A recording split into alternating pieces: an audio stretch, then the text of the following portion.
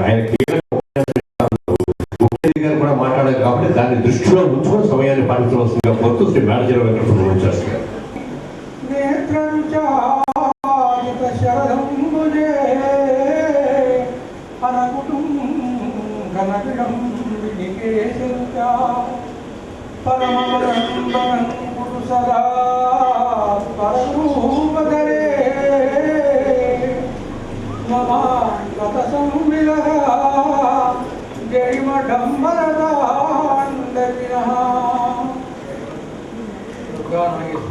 నమస్కారం. వేదిక మీద ముఖ్య అతిథిగా చేసిన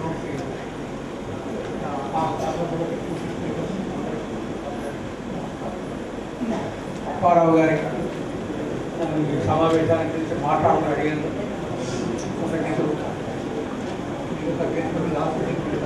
కూడా పేరు పేరున చెప్పాలి కానీ సమయం తక్కువ కాబట్టి అందరికీ కూడా నమస్కారాలు తెలియపరుస్తున్నాను. శ్రీ అప్పారావు గారు నాకు చిరపరిచితులు. ఈ వెనకల్లేపల్లిలో ఉద్యోగనాడు ఎదుర్కొన్న ఓరియంటల్ హై స్కూల్లో నేను గ్రేడ్ 2 సాంస్కృతిక పండిట్గా చేరినప్పుడు ఆయన కూడా గ్రేడ్ 1 సాంస్కృతిక పండిట్గా చేరారు. ఇద్దరు ఒకే ఇంటర్వ్యూలో సెలెక్ట్ అయినాం. చాలా కాస్త ముందే లాస్ట్ చేసిన తర్వాత చేరారు. అట్లా మేము ఒక సంవత్సర కాలం ఇక్కడ అందరం కలిసి ఉన్నాం. ఆ కలిసి ఉన్నటువంటి ఒక కుటుంబంలాగా కలిసి ఉన్నాం. ఒకే కుటుంబంలాగా ఒకే ఇంట్లో ఉన్నట్టుగా అందరం మొత్తం కులమత విచక్షణ లేకుండా ఉన్నటువంటి టీచర్స్ అందరూ కూడా చాలా చక్కగా కలివిడిగా ఇప్పటికి కూడా గుర్తుపెట్టుకొని అప్పారావు గారి సంబంధించిన ఫంక్షన్ ఉంటే ఆయన పిలవంగానే నేను జనాల నుంచి వచ్చాను సకుటుంబంగా. అది ఇలా జన్మంతాన్ని చక్కగా పెంచుకోవడం లేకపోతే మన కళ్ళేపల్లి స్కూల్ టీచర్స్ అందరూ కూడా చాలా గొప్ప. అందులో ఇప్పుడు మనకు ప్రస్తుతం దర్శనమిచ్చినటువంటి మన పరిచయంలో ఒక ఇద్దరు ఉన్నారు. ఆ ఇద్దరిలో శిఖరాయమానులు మన అప్పారావు. పైగా ఆయన మనకు సంస్కృతం పడుతుంది కాబట్టి సబ్జెక్టు పరంగా కూడా నాకు ఆయన మంచి సంబంధాలు ఉన్నాయి. అందువల్ల ఈ మధ్య మాకు రామపరంగా కూడా ఉన్నాయి. దాంతో ఇవాళ ఆ పాత స్కూల్ని కూడా తలుచుకుంటూ ఒకసారి నాకు పెదగండేపల్లి ఎంత ఇష్టమో అప్పారావు కూడా అంతే ఇష్టం కాబట్టి కొంత పెదగండేపల్లి గురించి మిగిలిన అప్పారావు గారి గురించి ఒక విభాగం చేసి కొన్ని పద్యాలు కట్టిని రాశారు. వాటినే నా ఉపన్యాసం సబ్జెక్టుగా చెప్పుకుంటూ వెళ్తాను. ఈ పట్టుకొని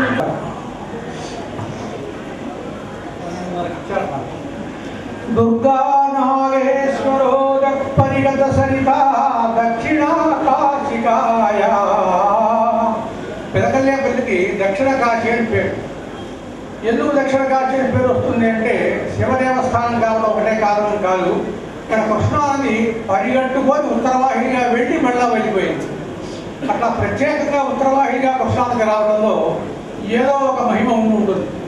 అందువల్ల దీన్ని దక్షిణ కాశీ అని పేరు పెట్టారు. దుర్గా నాగేశ్వరులకు ఉదక్కు పరిగత ఉత్తరంగా చుట్టూ తిరిగినటువంటి నది కృష్ణానది. ఆమె వల్ల ఈ దక్షిణ కాశీ అయింది ఈ పెదగండేపల్లి. కేవలం అంతేకాదు, సంగీత శ్రీశ్చయస్యాం ప్రతిశతి పురా ఘంటసాలాది గాత్రూన్. ఘంటసాల మొదలైనటువంటి గాయకులు సుసరం లక్ష్మణమూర్తి గారు ఇంకా ఇలాంటి వాళ్ళందరూ కూడా ఇక్కడ గానం సంగీతం నేర్చుకున్నటువంటి వాళ్ళు ఉన్నారు. ఈ ఊళ్ళో ఉన్నటువంటి సంగీత సంపద కొంతమంది గాయకులను ఆంధ్రప్రదేశ్కు సమర్పించింది. అటువంటి ఊరు దీని కుగ్రామం అని ఎట్లా చదువుతాం? సుగ్రామం అని అనాలి, సుధీగ్రామం అనాలి. వేదూరి వెంకయాద్య సఫలిత ధిషణ పుత్రశౌండాశ్చయస్య. దీని యొక్క పుత్రశౌండులు ఈ కళ్ళేపల్లి కొడుకులు. కళ్ళేపల్లిలో పుట్టి పెరిగిన వాళ్ళు కానీ కళ్ళేపల్లి వచ్చి ఇంత అన్నం తిని ఇక్కడ చదువుకున్నటువంటి వాళ్ళైనా సరే వాళ్ళ పుత్రులు, వీళ్ళు దత్తపుత్రులు.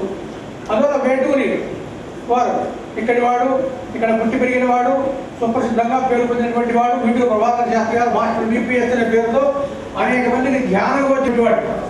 వెంకయ్య గారు, వెంకట వెంకయ్య గారు జాతీయ పతాక నిర్మాత ఆయన కూడా ఇక్కడ కొన్నాళ్ళు చదువుకున్నాడు. మనం అప్పారావు గారు చెప్పారు. అది దృష్టిలో పెట్టుకొని వారి పేరు కూడా రాశాం. అలాంటి అత్యుత్తమమైనటువంటి దత్తపుత్రులు ఈ ఊరు పెదకళ్ళేపల్లి ఒక మాత అనుకుంటే కళ్ళేపల్లియాగా అహంచ స్తన పిబహితి.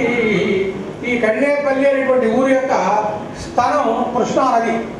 ఆ కృష్ణానది నీళ్ళు నేను కూడా తాగాను కాబట్టి నేను కూడా ఇక్కడ స్తన పిబహ ఆమె యొక్క సంటి పిల్లవాడను అనేటువంటి ఉద్దేశంతో గమ్యకాచిరాస్తే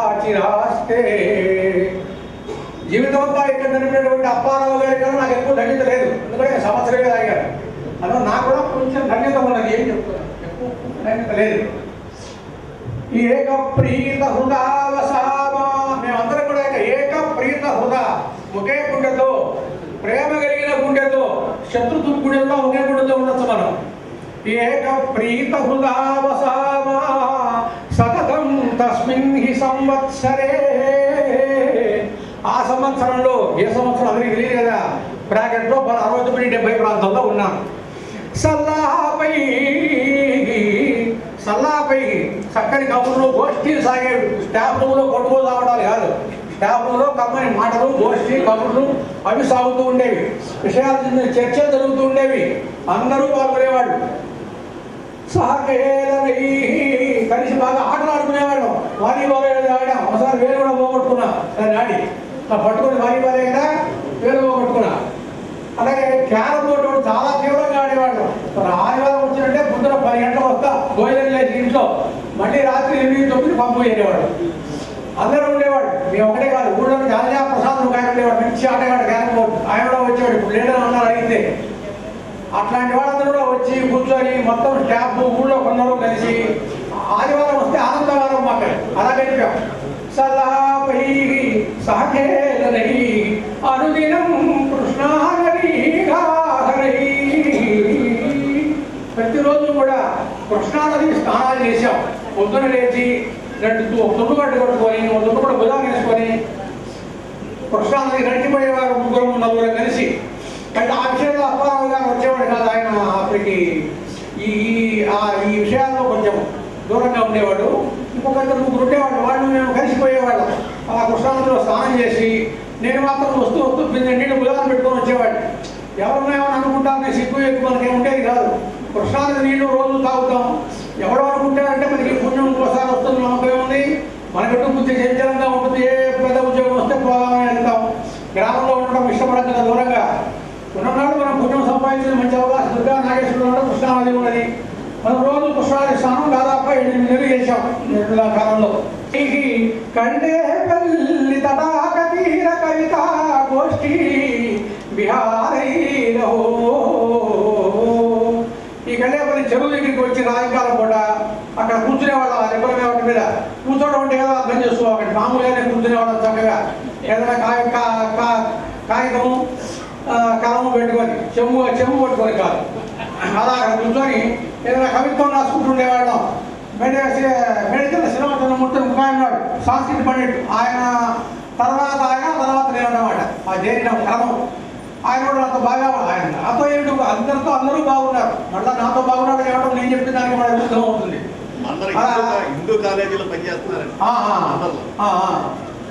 ఆయన కూర్చొని ఆ కవిత్వం సంధిస్తూ ఉండేవాడు. కొన్నాళ్ళు ఆశీర్వదిత్వం ప్రాక్టీస్ చేశారు. సరే తర్వాత దాని మీద మనసు పోయి వదిలేశారు అనుకోండి. అలా కళ్ళేపల్లి తటాక తీర కవితా గోష్ఠీ విహారైరో. మన అప్పారావు కథం వీక్షేయ వృత్తం పునః. ఆ జరిగిన దాని మళ్ళా పోదాం ఉంది. కానీ నా దగ్గర ఆదిత్య 369 సినిమాలో చూపించే టైం మిషన్, అలాంటి టైం మిషన్ నా దగ్గర లేదు. మరి వెనక్కు పోలేము, మనసులో పోవాల్సినప్పుడు ఏం చేయలేము. అందరూ మాస్టర్లు ఎవరి గౌరవాన్ని రకరకాల పడుతున్నారు. ఎవరిని ఎత్తించి బాధ పెట్టింది లేదు. అంతా సుఖంగా హాయిగా ఉన్నాం. అట్లా పెట్టుకున్నాం, వచ్చాం, బాగుంది. హెడ్ మాస్టర్ హెడ్ మాస్టర్ గారు చాలా మంచి పేరున్నటువంటి వాడు. చాలా గంభీరంగా అసంగా ఉండేవాడు. మనిషి కూడా అందమైన వాడే. కృష్ణమూర్తి గారు సహృదైనటువంటి అధిపతి. ఎవరు తర్వాత కరస్పాండెంట్కి వెళ్తుంది ఆ అమ్మాయి. కరస్పాండెంట్ గారు లక్ష్మీపతి గారు. నేను వెళ్ళి అడగగానే బాబు తప్పకుండా ఇంటర్వ్యూకి పిలుస్తాం, మీరు అడ్రస్ రాష్ట్రం ఇంటర్వ్యూకి పిలిచి ఉద్యోగం ఇచ్చారు. ఇవాళ జరుగుతాడు ఎట్లా? హెడ్ మాస్టర్ వర్యం ఆర్యం సహృదయం అధిపం కృష్ణమూర్తిం కరస్పాండెంట్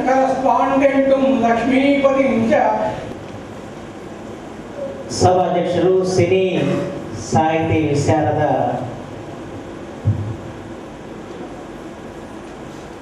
కాఠిన్యం గల సభాపతి మామూలు సభాపతి శ్రీ శ్రీరామారావు గారు, గవర్నీలు, ఆంధ్రప్రదేశ్ అర్చక పరిషత్తు అధ్యక్షులుగా ఇటీవలే ముఖ్యమంత్రి శ్రీ నారా చంద్రబాబు గారి చేత నియమింపబడిన రాష్ట్ర విద్యాభూషణ ఆగమ వాచస్పతి డాక్టర్ వేదాంతం రాజగోపాల్ చక్రవర్తి గారు ఈరోజు ఈ వేదిక మీద ఉన్నారు. సామాన్యులు కాదు, మహామహుడు. గంటల తరబడి ప్రసంగించగల శక్తివంతుడు. సంస్కృత ఆంధ్ర భాషల్లో అపారమైన పరిజ్ఞానం గల పెద్దవారు డాక్టర్ దూలిపాల రామకృష్ణ గారి, శ్రీ మేళా చెరువు వెంకట సుబ్రహ్మణ్య శాస్త్రి గారు, డాక్టర్ రాయపురులు వెంకట కామేశ్వర గారు, డాక్టర్ కానుకొల్లు బాలకృష్ణ గారు, డాక్టర్ అక్కిరాజు సుందర రామకృష్ణ గారు, ఈనాటి గ్రంథ రచయిత మనకి అత్యంత ఆప్తులు శ్రీ కొండేపూడి అప్పారావు గారు, అలాగే కొడాలి ఫౌండేషన్ నిర్వాహకులు, ప్రత్యేకించి కొడాలి కొండేపూడి వంశీకులకు, వారి బంధువులకు, మిత్రులకు, గ్రామ పెద్దలకు, పాత్రికేయులకు, సోదరులకు అందరికి కూడా నా హృదయపూర్వక నమస్కారాలు. సాహితీ కౌముది మహోత్సవం చాలా చక్కటి పేరు పెట్టండి. నిజంగా కొడాలి ఫౌండేషన్, కొడాలి వెంకట సుబ్బారావు గారి